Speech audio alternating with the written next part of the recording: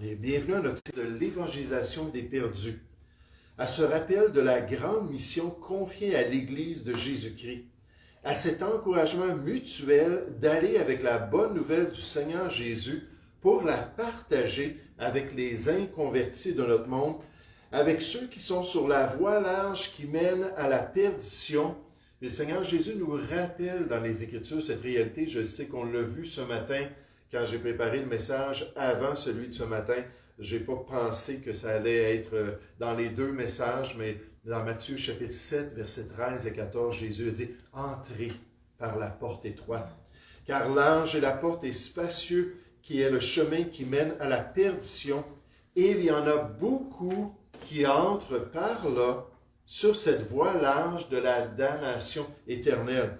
Mais étroite est la porte et resserré le chemin qui mène à la vie, cette porte et ce chemin qu'on doit choisir, et il y en a peu qui les trouvent. » Et nous, en tant que chrétiens, on est de ceux qui doivent éveiller les consciences, de ceux qui doivent éveiller les esprits en face de ce choix-là de se préparer pour la prochaine vie, pour se préparer pour rencontrer notre Dieu, et d'entrer par cette porte étroite-là qui mène au salut du Seigneur. Ce soir, j'aimerais qu'on puisse continuer à regarder des principes d'évangélisation, ou des principes sur cette question de l'évangélisation, puis toujours comme un encouragement pour qu'on puisse atteindre les perdus avec la bonne nouvelle du Seigneur Jésus. J'aimerais ce soir qu'on puisse penser au principe numéro 10. Et c'est là que nous sommes rendus. J'espère que vous êtes allés chercher une feuille pour continuer sur la prochaine feuille. Mais le principe numéro 10, c'est le principe de la bonne attitude du croyant. Le principe de la bonne attitude du croyant. On l'a déjà mentionné qu'il est important devant Dieu que le chrétien rende témoignage de sa foi. D'après 1 Pierre 3,15, on nous dit avec douceur et respect, avec une bonne attitude. Et comme description, c'est vrai, je ne vous ai pas donné cela, une description à chaque principe, ça aurait été plus facile pour vous. Essayez de voir avec une description plutôt que résumer tout ce que je vous ai dit dans le principe. Mais comme description de ce principe, c'est que le chrétien doit parler avec une bonne attitude. Il doit manifester le bon esprit lorsqu'il rend témoignage de sa foi.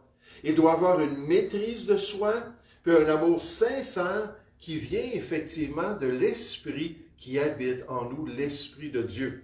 Dans Galates chapitre 5 au verset 22, on nous dit que le fruit de l'esprit, la manifestation de l'esprit de Dieu, c'est l'amour, la joie, la paix, la patience, la bonté, la bienveillance, la foi, la douceur, la maîtrise de soi.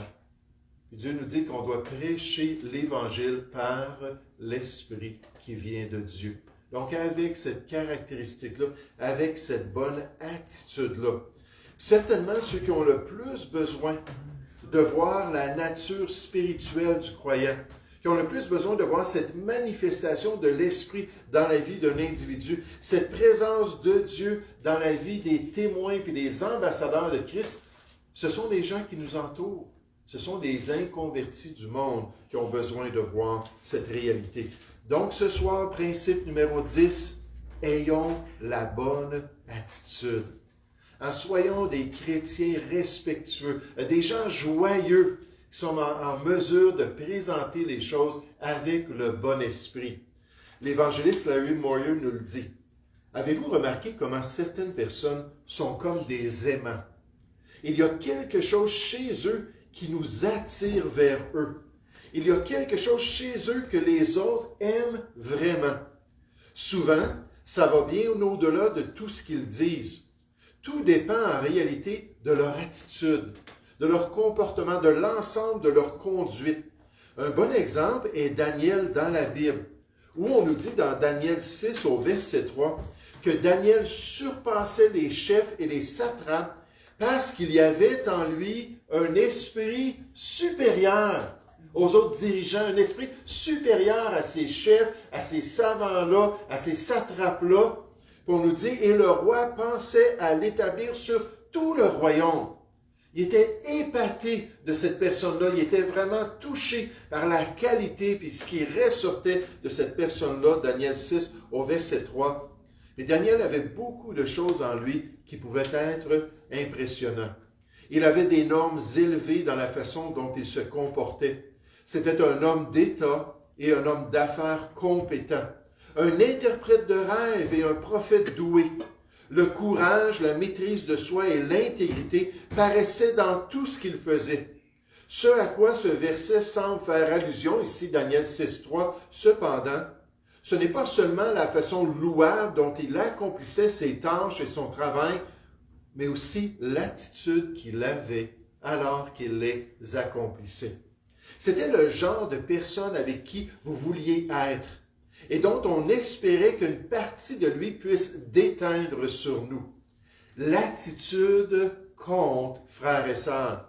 Les gens remarquent non seulement ce que nous faisons, mais aussi l'attitude dans laquelle on le fait. Une attitude attrayante attire les autres vers nous et fait entendre notre message plus rapidement et plus clairement. Le manque d'esprit approprié peut entraîner le rejet de l'Évangile de Dieu. Là, tout de suite, je pense dans 1 Corinthiens chapitre 9, j'essaie de me souvenir de la référence, peut-être le verset 23, mais je les mélange peut-être. Mais l'apôtre Paul il dit, nous souffrons tout afin de ne pas être un obstacle à l'Évangile de Dieu. Imaginez qu'on va parler à quelqu'un, imaginez qu'on cogne aux portes, imaginez qu'on va peut-être dans un parc, peu importe le contexte de l'évangélisation. Puis là, Dieu là, est en train de travailler dans le cœur de cette personne-là, il est en train de la disposer. Puis là, nous, on n'est pas de bonne humeur. Hein, notre épouse nous a dit quelque chose, ça nous a fâchés. Ou peut-être notre enfant s'est comporté d'une certaine manière, ça nous a dérangés. Puis là, on arrive là, puis on fait notre devoir, puis on a notre petit traité, puis on a peut-être une Bible dans l'autre main. Puis on dit, écoutez, là, j'ai un message pour vous. Vous avez besoin de ça aujourd'hui. Prenez donc le traité, puis lisez la Bible. Pensez-vous qu'on peut être un obstacle à l'Évangile de Dieu? Paul a dit, je vais tout souffrir parce que je ne veux pas être un obstacle. Je veux accomplir le plan de Dieu. L'excellent esprit qui distinguait Daniel vous distingue-t-il, vous aussi, comme ambassadeur du royaume de Dieu? L'importance de notre attitude. Dans Proverbe 15, au verset 2, on nous dit « La langue des sages rend la science aimable. » La langue des sages rend la science aimable. Et à chaque fois que j'entends ça, je me dis, Seigneur, comment est-ce que je peux rendre ta parole, comment est-ce que je peux rendre ta révélation, comment est-ce que je peux rendre la connaissance qui est tellement importante pour l'enfant de Dieu, tellement importante pour l'inconverti, comment est-ce que je peux rendre ça aimable, sans diluer le message, sans toucher là, à la vérité, sans altérer l'Évangile. Je me demande, et je me suis toujours posé cette question-là, si c'est pas que ce sage-là avait la bonne attitude, la bonne approche, que les gens pouvaient savoir, il nous aime vraiment, il s'intéresse à nous, il veut notre bien, pour permettre à son message d'être plus acceptable et plus efficace dans le cœur des croyants. En parlant de la sagesse, cherchez un passage dans le Nouveau Testament avec moi, l'Épître de Jacques au chapitre 3. L'Épître de Jacques au chapitre 3, où tout à coup Jacques s'arrête sur cette question-là de l'attitude du chrétien dans le contexte important de la langue et d'une bonne gestion spirituelle de nos paroles. Là, Jacques va parler de ça, puis tout à coup, il va s'arrêter sur la sagesse qui vient de Dieu, la sagesse qui est tellement importante pour le chrétien. Je vous rappelle une illustration que j'ai partagée à quelques reprises. Ça s'est produit il y a bien des années de cela. Un jeune ami chrétien de notre assemblée était tellement zélé pour sa nouvelle foi.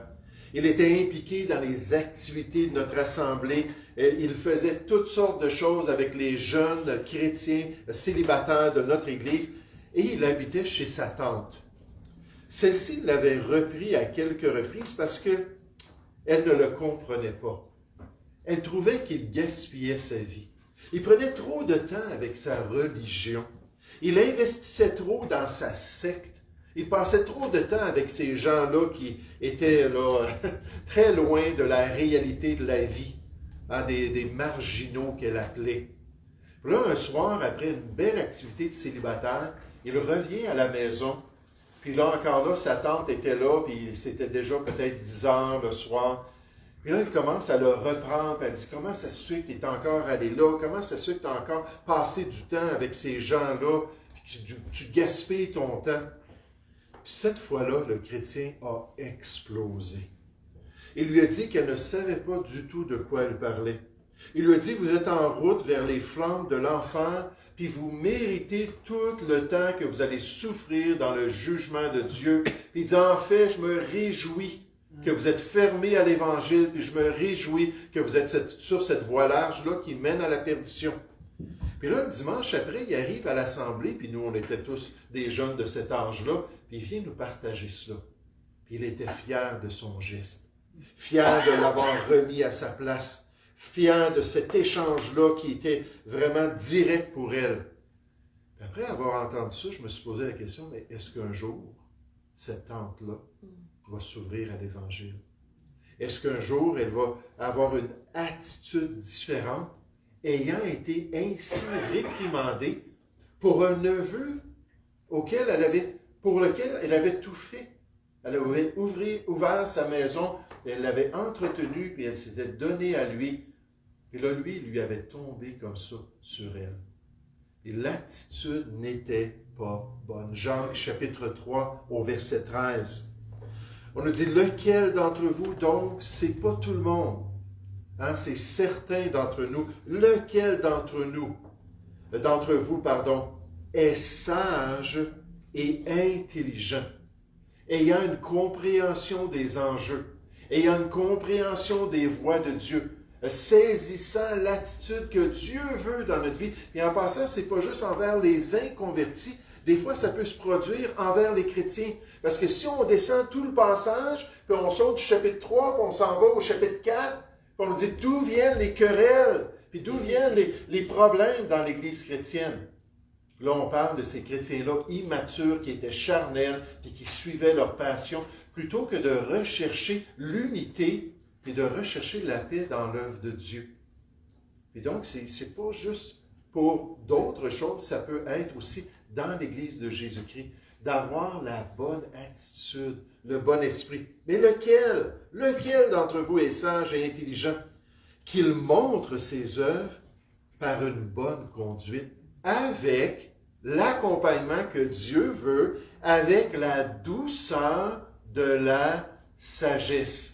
Puis ça a commencé tout à l'heure dans Proverbe 15 au verset 2, on nous dit que le sage rend la science aimable.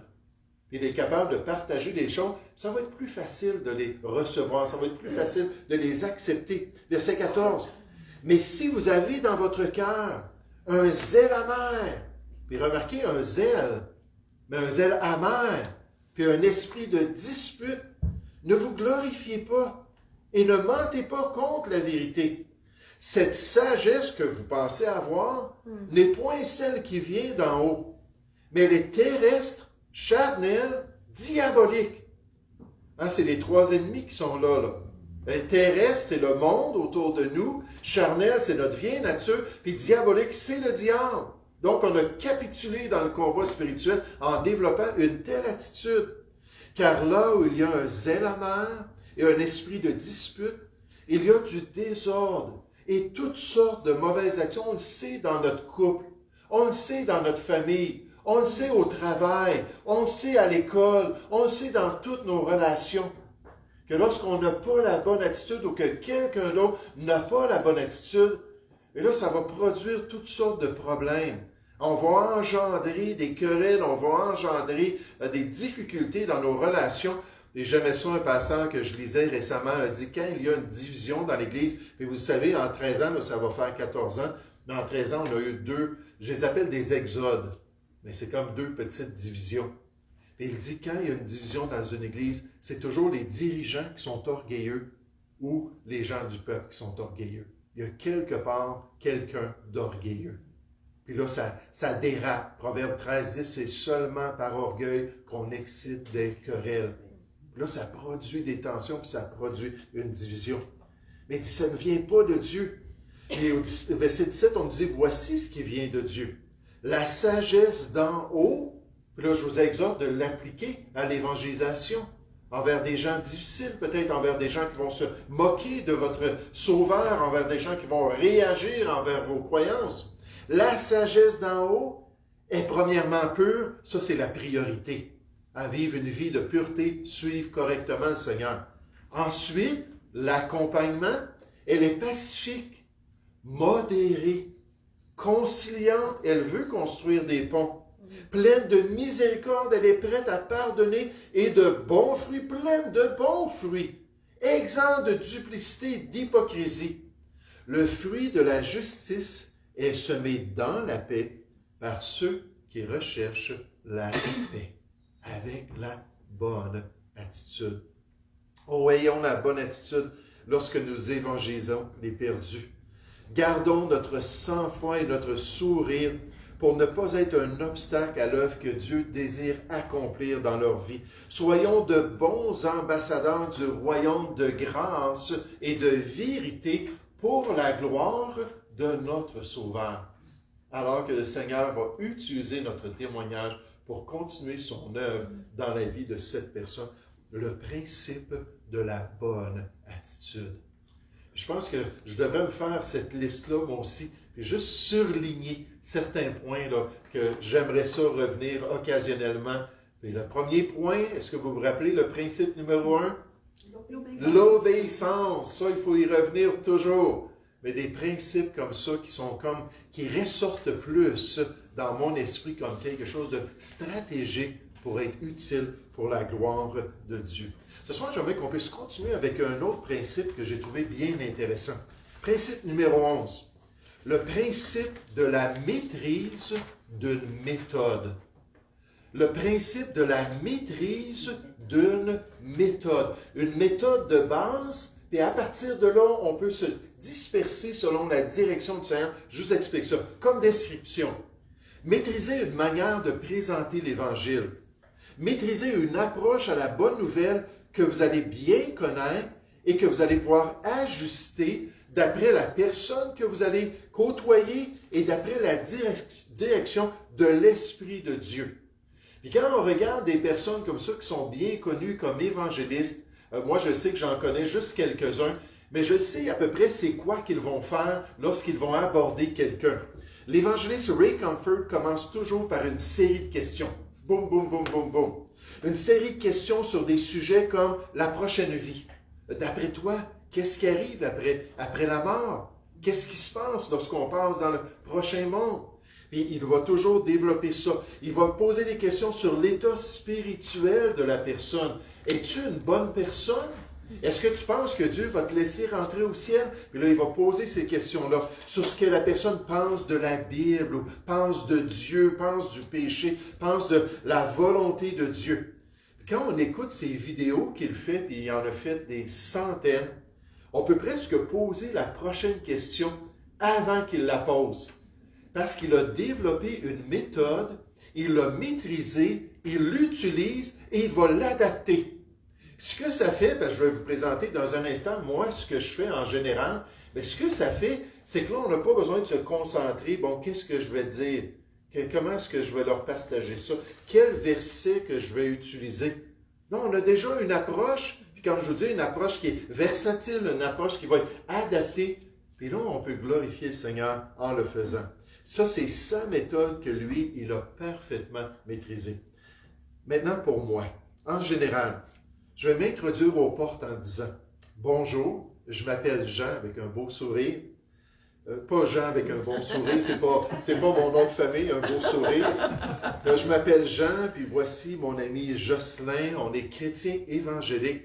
On aimerait tellement ça, vous parler de l'évangile de Christ, de la bonne nouvelle du Seigneur Jésus. Est-ce que vous nous permettriez de juste prendre quelques instants de votre temps puis de vous expliquer ce que la Bible a à dire concernant l'Évangile. Maintenant, si la personne dit non, ça ne m'intéresse pas, ou non, je dois aller faire mon souper, ou non, je dois aller changer la couche de mon bébé, ou peu importe l'argument ou l'excuse, là, je veux dire, il n'y a pas de problème, est-ce qu'on peut passer une autre fois? Non, il n'y a pas de problème. Est-ce que je peux juste vous laisser un petit quelque chose à lire? Fait que ça arrive régulièrement, qu'on fait juste remettre quelque chose, puis on s'en va. Mais si la personne dit oui, certainement, c'est quoi ça?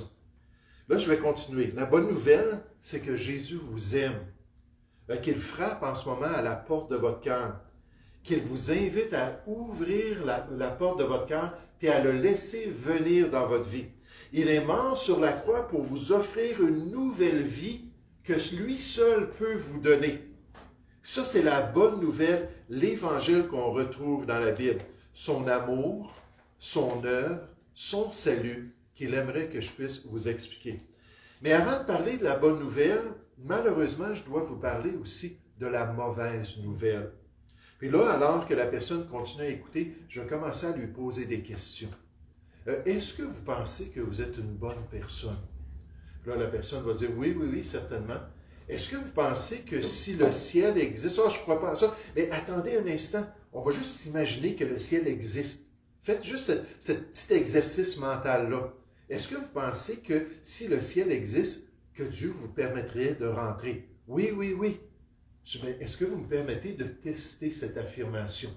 Puis là, on va rentrer dans les commandements, examiner les commandements, non seulement dans les pratiques, mais aussi dans les motivations, pour finalement, si la personne me permet de le faire, d'arriver à cette place-là où elle va réaliser que non, elle ne peut pas aller au ciel.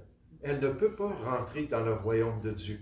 Ça, c'est toujours ça. Jocelyn, s'il était là, Gino, s'il était là, il vous dirait, c'est toujours ça que je fais. Mais là, si la personne dit, oui, mais moi, je crois aux extraterrestres.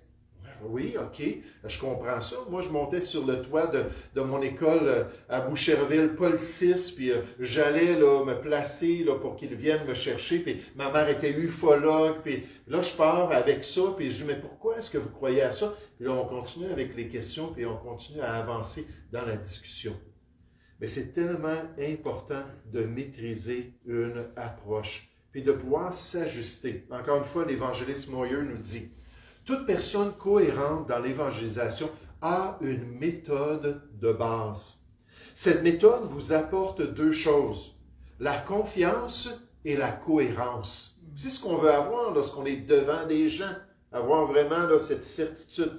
L'évangélisation peut alors devenir un événement régulier plutôt qu'une exception dans votre vie. Parce que là, on est à l'aise. Une méthode vous donne un moyen de présenter l'Évangile en décrivant les vérités données par Dieu et motivées de manière à ce que les gens puissent les comprendre. La méthode vous donne un savoir-faire dans l'évangélisation des perdus. Je vais vous inviter à chercher, avant de continuer à lire ce qu'il a à dire, cherchez le livre des Actes au chapitre 17. Le livre des Actes au chapitre 17 qui décrit le ministère de l'apôtre Paul. Puis on ne mentionne pas grand-chose dans le ministère de l'apôtre Paul, on ne mentionne pas beaucoup de détails, mais on nous donne juste des grandes lignes de comment il s'y prenait pour pouvoir évangéliser les gens. Il arrivait dans une nouvelle ville auprès d'étrangers, puis là, il partait avec cette méthode-là. Et vous allez voir, c'est à un endroit particulier, avec des gens particuliers, qu'il pouvait développer cette évangélisation d'une nouvelle ville. Dans Actes chapitre 17, au verset 5, on nous dit « Paul et Silence passèrent par Amphipolis et Apollonie. Et ils arrivèrent à Thessalonique, où les Juifs avaient une synagogue. Paul y entra, puis là on nous parle de la synagogue ici. Paul y entra selon Actes chapitre 17, verset 1. Non, peut-être distinct. 1 à 5. OK, donc j'ai sauté le 1. Oui. OK. On recule. Acte 17, verset 1 à 5. Et là, j'ai le témoignage que c'est bien marqué 1 à 5. Il y a même un petit 1 avant que je commence à lire Paul et Silas. Merci pour votre patience. Paul et Silas passèrent par, oh non, il faut que je les dise encore, Amphipolis et Apollonie. Ils arrivèrent à Thessalonique, où les Juifs avaient une synagogue. On est rendu au verset 2 pour ceux qui cherchent encore. Paul y entra, donc dans la synagogue, selon sa coutume. Puis là, on le voit à partir de Acte 13, il est envoyé par l'église d'Antioche avec Barnabas à l'époque. Puis là, ils s'en vont, puis c'est toujours la même chose. Ils arrivent dans une nouvelle ville. La première place à aller, c'est la synagogue. en le lieu où les Juifs se rencontraient. Et il commençait par l'évangélisation des Juifs premièrement, puis ensuite ceux des non-Juifs. C'était toujours la même chose. Donc, selon sa coutume, pendant 3 sabbats, il discutait avec eux. D'après les Écritures, nécessairement, il parle à des Juifs, expliquant et établissant que le Christ devait souffrir et ressusciter des morts. Et Jésus que je vous annonce, disait-il, c'est lui qui est le Christ. Nécessairement, c'est le personnage de l'Évangile, Jésus-Christ. Quelques-uns d'entre eux furent persuadés, gloire à Dieu, et se joignirent à Paul et à Silas, ainsi qu'une grande multitude de Grecs craignant Dieu et beaucoup de femmes de qualité. Mais les Juifs jaloux prirent avec eux quelques méchants hommes de la populace, provoquèrent des attroupements et répandirent l'agitation dans la ville. Donc, on voit que malgré qu'on n'a pas les détails, certains passages, Acte chapitre 28 au verset 24, je pense, Paul nous dit qu'il commençait en donnant son témoignage, puis ensuite il passait aux Écritures. Donc, il commençait par parler de ce qu'il avait vécu. Puis on le voit là, devant différents rois où il dit, voici, je m'en allais à Antioche, pas Antioche, je m'en allais à... Là, j'ai un blanc de mémoire. Icône, Lystre. Damas, oui, pour rattraper, arrêter des chrétiens, puis j'ai eu une lumière qui a brillé autour de moi. Puis là, à partir de là, là, il pouvait développer la question de l'Évangile, puis pour les Juifs, nécessairement se tourner vers la parole de Dieu. Ayant une méthode, vous pouvez maintenant vous détendre. Observez l'expression des gens à qui vous témoignez. Observez s'ils sont nerveux alors que vous leur parlez des choses spirituelles.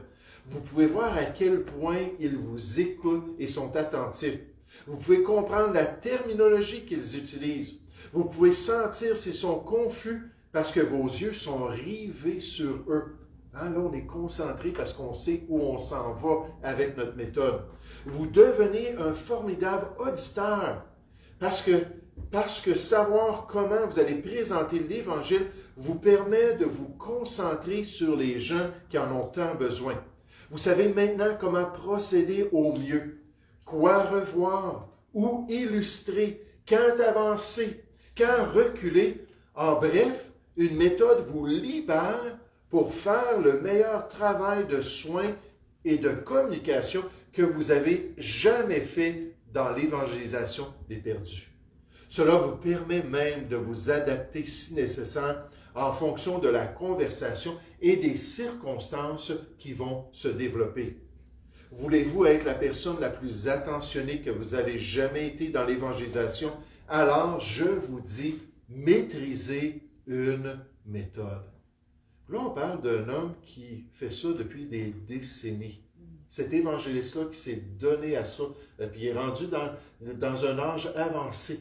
Mais il dit, quand je pense à cela, puis je pense à l'aise puis la grâce de pouvoir être un bon témoin de Jésus-Christ, je vois l'importance de développer une méthode. Une des méthodes que les gens aiment dans nos milieux chrétiens est connue sous le nom de la route aux Romains, ou la route romaine au salut. Là, j'en ai donné une copie. Pour ceux qui sont par Internet, je vais mettre la copie en dessous du message. Mais ça, c'est une méthode que les gens aiment parce qu'ils savent qu'en mémorisant juste quelques versets, peut-être 6-7 versets de l'Épître aux Romains, Romains 3:23, Romains 6:23, Romains 5:8, Romains 10:9, Romains 10:13, puis ainsi de suite, juste quelques versets. C'est assez pour aider une personne à comprendre qu'il est un pécheur, qu'il y a des conséquences au péché. Jésus l'aime tellement qu'il a souffert à sa place, qu'il a démontré cet amour-là, et que maintenant ils peuvent faire un choix envers lui, confesser de leur bouche le Seigneur Jésus, invoquer le nom du Seigneur Jésus pour avoir cette certitude de la vie éternelle. Et je voulais juste vous le remettre, comme ça va être un petit outil, peut-être que vous allez choisir d'utiliser ça. Peu importe la méthode qu'on utilise, il faut la maîtriser. Il faut la connaître assez. Et ce qui est intéressant, comme Ron Comfort, c'est ça, merci, ma mémoire est dans la salle. Donc Ron Comfort le mentionnait. Ray Comfort, exactement. D'autres mémoires sont dans la salle. C'est qu'il disait, plus que vous le faites, plus que ça devient facile.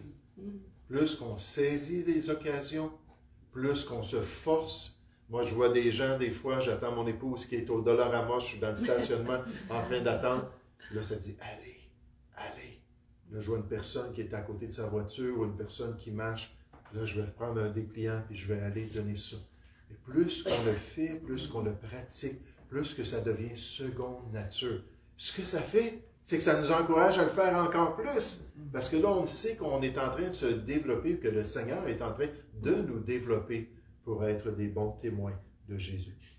Donc, ce soir, premièrement, le principe de la bonne attitude. À ne pas manquer, à ne pas négliger, à ne pas mettre de côté. Seigneur, je parlais avec quelqu'un ce matin, il me dit, « Oh, moi, il dit, quand je témoigne, des fois, je commence à changer. » Puis je n'avais pas parlé de bonne attitude, c'est lui-même qui me dit ça. Il dit, « Je change d'attitude parce que je deviens irrité, ou peu importe c'était quoi les circonstances. » Là, j'ai dit, « Oui. » J'ai dit, « Il faut vraiment demander l'aide du Seigneur. » Il nous dit avec douceur et respect. Donc, ça prend la grâce de Dieu. Et deuxièmement, on voit qu'il faut maîtriser une méthode. Donc, s'asseoir, penser aux Écritures, penser à la parole de Dieu. Et le prochain principe, ça va nous aider avec ça. Parce que vous allez voir, notre méthode peut être très simple, très courte même. On peut juste la présenter avec ce qui est nécessaire pour l'Évangile, puis ensuite prendre Jean 3,16. Quelqu'un disait toujours, quand tu n'es plus certain, sors ta Bible, puis lis Jean 3,16. Puis applique Jean 3,16, car Dieu a tant aimé le monde. C'est quoi ton nom, Johnny? Car Dieu a tant aimé Johnny, qu'il a donné son Fils unique afin que quiconque, Johnny, afin que Johnny puisse croire en lui et ne pas périr, mais que Johnny puisse avoir la vie éternelle. Vois-tu l'amour que Dieu a pour toi? Puis comment il a envoyé Jésus pour te sauver et te permettre d'avoir la vie éternelle. Donc, on peut développer ces choses-là, puis nécessairement avoir de la joie de pouvoir servir le Seigneur. Pour terminer ce soir, j'aimerais qu'on puisse considérer le principe numéro 12, c'est le principe que moins est mieux. Moins est mieux. Qu'est-ce que c'est la description de ce principe? Qu'il vaut mieux partager moins de versets bibliques avec les inconvertis que trop de passages des Écritures. Qu'il faut bien choisir des versets qui englobent le message de l'Évangile que de présenter trop de données, trop d'informations bibliques qui pourraient exaspérer les non-sauvés. Surtout comme moi, quand j'ai entendu l'Évangile, j'avais aucun bagage chrétien. J'avais pas le vocabulaire. J'aurais pu m'arrêter sur tous les petits mots que je ne comprenais pas des passages qui m'étaient partagés, puis j'aurais pu devenir très facilement confus. L'évangéliste Larry Moyer explique ce principe. La Bible, dans son intégralité, peut être un livre accablant. Un livre accablant, surtout pour les gens qui ne sont pas sauvés. C'est pourquoi nous devons être sélectifs lorsqu'on présente l'Évangile. Si plusieurs versets nous viennent à l'esprit, on ne doit pas tous les présenter, mais juste choisir ceux qui sont les plus propices. Leur montrer trop de versets pourrait les submerger. C'est comme ça que ça le traduit en français. Demandez-vous en tant qu'ambassadeur, qu'est-ce que je veux vraiment que les perdus puissent comprendre de mon témoignage? Et dit, voici les 3 parties si simples du message du salut. Nous sommes pécheurs, Christ est mort pour nos péchés, puis il est ressuscité des morts pour notre salut. Et c'est pas compliqué, il y a 3 choses qu'on doit retenir. On a un besoin, nous sommes pécheurs. Jésus est venu pour combler ce besoin-là. Il est mort pour nos péchés. Lui, le juste, la Bible dit dans 1 Pierre 3,18, pour des injustes, donc pour nos péchés. Dernièrement, il est ressuscité parce que Dieu le Père a dit, oui, c'est toi le médiateur entre Dieu et les hommes. J'accepte ton salut. Puis la Bible nous dit dans Romains 4, 25 qu'il est ressuscité pour notre justification, pour notre salut. Et nous devons faire confiance à Christ, que seulement lui peut nous sauver. Il dit, n'accablez pas un non-chrétien avec toute une série de versets qui pourraient le détourner de cette simplicité qui se trouve en Jésus-Christ. Lorsqu'il s'agit de notre salut, Dieu parle si clairement dans quelques versets qu'une personne peut comprendre le choix qu'il doit ou qu'elle doit faire en face du Seigneur. Et à partir de seulement quelques versets, sur chacun des points importants de l'Évangile, on peut expliquer, illustrer, imager, donner notre expérience, puis s'assurer de ne pas trop en mettre pour rendre la question du salut trop onéreuse pour ceux qui ne connaissent pas la parole de Dieu. J'aimerais qu'on puisse chercher ensemble un passage dans la seconde épître aux Corinthiens, au chapitre 11. Je me suis arrêté là-dessus, puis je n'ai pas automatiquement trouvé de passage qui nous disait ça comme cela. Gardez le message simple, ne compliquez pas l'évangile de Dieu, soyez certains de ne pas trop en donner aux non-sauvés. Mais il y a un passage qui m'est venu à l'esprit qui parle de la simplicité qu'il y a en Jésus-Christ. Dans le contexte, on ne parle pas vraiment du salut autant que des personnes qui ont essayé de détourner des chrétiens de cette simplicité-là du salut. Nécessairement, les judaïsants venaient et rajoutaient la loi de Moïse, rajoutaient la circoncision, rajoutaient les jours, les mois, les fêtes, toutes sortes d'observations pour dire, si vous ne faites pas ces choses-là, vous ne pouvez être sauvés. Mais avec ce contexte-là, on peut quand même remarquer que Dieu dit qu'il y a une simplicité. Une simplicité au point qu'un enfant, un jeune enfant, pourrait comprendre l'Évangile et vraiment accepter le Seigneur dans sa vie. Regardez dans 2 Corinthiens chapitre 11, je vais m'assurer de dire verset 1. 2 Corinthiens chapitre 11 au verset 1, Paul dit « Oh, si vous pouviez supporter de ma part un peu de folie. Mais oui, supportez-moi, car je suis jaloux de vous, d'une jalousie de Dieu. » C'est beau, je ne me suis pas trompé cette fois-là. On a le bon passage, OK. Parce que je vous ai fiancé à un seul époux pour vous présenter à Christ comme une vierge pure. Comme ça va être merveilleux quand on va tous être dans la gloire et l'épouse de Jésus-Christ va lui être présentée. Il dit toutefois, de même que le serpent séduisit Ève par sa ruse, je crains que vos pensées ne se corrompent et ne se détournent de la simplicité à l'égard de Christ. Et moi, je mettrais ça dans un des versets à retenir. C'est simple, l'Évangile de Jésus-Christ. L'Évangile est simple et les gens qui influençaient les Corinthiens le compliquaient en le pervertissant, en y ajoutant des éléments qui n'étaient pas de Dieu. On donne un exemple au verset 4. « Car si quelqu'un vient vous prêcher un autre Jésus, oui, Paul vous a parlé de ce Jésus, laissez-moi vous présenter une autre version de Jésus, pour vous aider à comprendre une autre perspective. Mais qu'on vous présente un autre Jésus que celui que nous vous avons prêché, ou si vous recevez un autre esprit que celui que vous avez reçu, ou un autre évangile, un évangile qui a été trafiqué, que celui que vous avez embrassé, vous le supportez fort bien. » Vous savez, il y a des gens qui utilisent le vocabulaire de Dieu, mais ils n'utilisent pas le dictionnaire du Seigneur. Ils utilisent son vocabulaire, mais ils rejettent son dictionnaire, ou le sens des expressions. On nous parle de la grâce du salut. Il y a des gens qui vont parler de la grâce du salut, c'est de faire des bonnes œuvres, de suivre des sacrements, d'être religieux, d'aimer son prochain. C'est comme ça qu'on va au ciel. C'est comme ça qu'on s'accumule la grâce que Jésus a payée sur la croix du Calvaire. Il y a un coffre-fort au ciel avec le compte du Seigneur Jésus. Puis à chaque sacrement qu'on pratique, il y a une dose de la grâce qui descend dans notre vie. Avec espoir que peut-être un jour, on pourra rentrer dans la gloire après quelques milliers d'années dans le purgatoire. Non, c'est vrai, ils ont fait un X sur le purgatoire. C'est plus un dogme maintenant. Mais qu'on va pouvoir un jour rentrer dans la gloire, peut-être, si on a assez pratiqué les sacrements et assez fait ce qui est bien aux yeux de Dieu. Mais on présente ça comme la grâce. Quand Dieu nous dit que la grâce, c'est quelque chose d'immérité, mis en contraste avec les efforts humains. C'est un cadeau de Dieu. Donc, on voit ici qu'ils avaient compliqué les choses. Le pasteur Warren Wiersbe nous l'explique. Satan a un évangile contrefait qui implique un autre sauveur et un autre esprit. Malheureusement, les Corinthiens avaient accueilli favorablement ce nouvel évangile qui était un mélange de la loi et de la grâce, et n'était pas du tout un véritable évangile. Il n'y a qu'un seul évangile et par conséquent, il ne peut y avoir qu'un seul sauveur.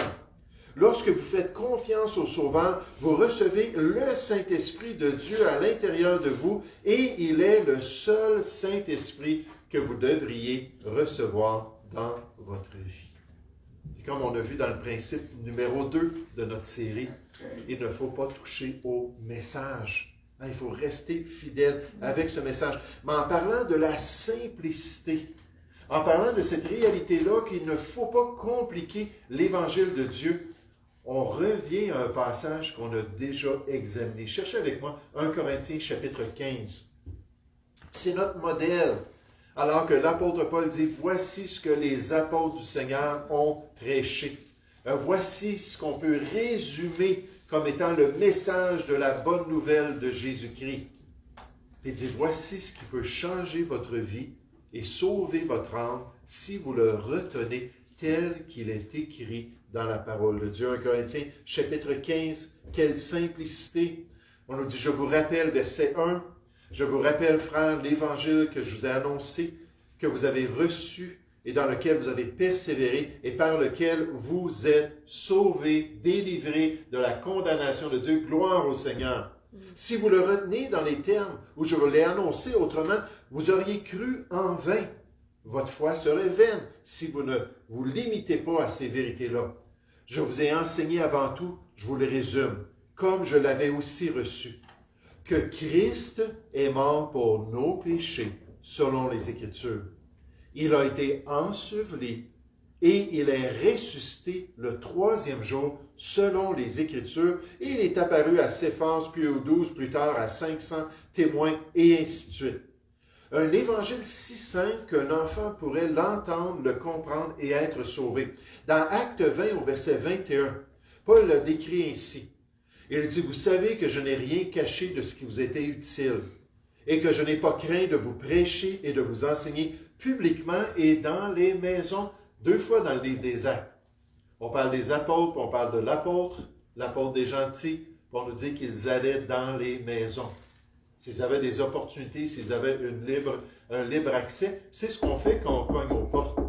On demande la permission. Est-ce que vous pourriez nous donner quelques instants? Est-ce que vous nous permettriez d'ouvrir la parole, de vous expliquer la bonne nouvelle de Jésus-Christ?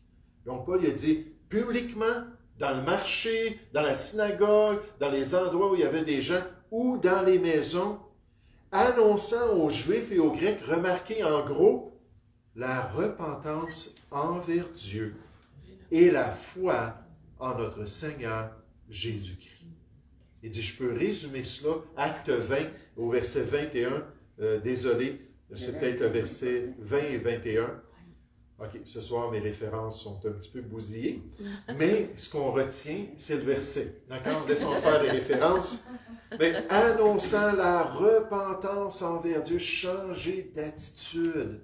Dieu est saint, Dieu est juste. Dieu n'aime pas votre péché. Dieu est obligé de vous condamner. C'est dit dans le psaume 51 au verset 8 que Dieu est un juste juge et que Dieu s'irrite en tout temps contre le pécheur. Il n'aime pas notre péché. Il condamne notre état spirituel. Puis ensuite, et la foi en notre Seigneur Jésus-Christ, la solution, c'est Jésus qui a subi notre condamnation. Jésus qui a été puni à notre place. Est-ce que c'est simple? Certainement. Dans Actes chapitre 26 au verset 20, pas certain de la référence maintenant, avec tout cela, il dit à ceux de Damas d'abord, puis à Jérusalem, dans toute la Judée et chez les païens, j'ai prêché la repentance et la conversion à Dieu avec la pratique d'œuvres dignes de la repentance, en d'autres mots, une nouvelle vie qui suit notre conversion. Une nouvelle vie qui se trouve en Jésus-Christ. Toute une simplicité dans le message de Dieu. Oh, ce soir, on a 3 principes importants à retenir. Le principe de la bonne attitude. Seigneur, aide-nous à être patients. Seigneur, aide-nous à être humbles avec ces gens-là qu'on essaie de gagner. Aide-nous à garder la bonne attitude par ta grâce et par l'Esprit de Dieu. Deuxièmement, on voit le principe de la maîtrise d'une méthode. Alors, on s'arrête, puis là, on pense à comment est-ce que je peux amener une personne à comprendre ce qu'il est devant Dieu, puis comprendre ce que Dieu a fait pour lui, puis l'amener là, à cette décision-là. Puis là, on développe ça, on le revise, puis on le revise, puis on le revise, puis là, on le pratique. Puis à un moment donné, wow, ça vient presque automatique. Là, c'est plus facile de le partager. Puis dernièrement, le principe que moins, c'est mieux. Moins, c'est mieux quant au contenu biblique. D'avoir juste quelques passages stratégiques que là, on peut illustrer nécessairement, qu'on peut amener notre expérience, qu'on peut partager des analogies, mais juste assez pour que la personne comprenne le plan de Dieu. Et comme un évangéliste dit toujours, il dit, est-ce que maintenant tu vas y réfléchir? Est-ce que maintenant tu vas considérer l'œuvre de Dieu? Puis là, il laisse les outils à la personne pour que la prochaine personne puisse venir et arroser ce que lui, il a semé dans sa vie. Nécessairement, il a confiance dans ce processus-là de l'œuvre de Dieu et ce processus-là que le Seigneur veut accomplir dans sa vie. Nous allons prier ensemble. Oui, Père Céleste, on veut te remercier ce soir encore pour cette série.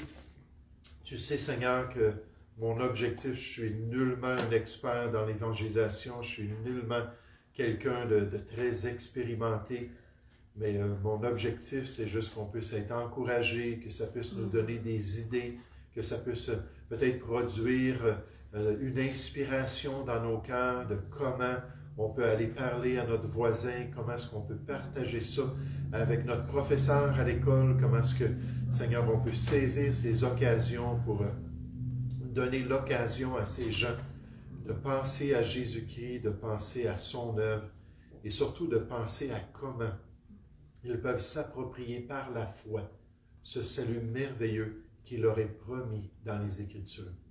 Alors, Père Céleste, fais de nous, Père, des gagnants d'âme. Fais de nous, Seigneur, des gens qui vont évangéliser régulièrement. Et Père, je te prie que tu puisses nous utiliser et nous bénir. Nous te prions au nom du Seigneur Jésus. Amen.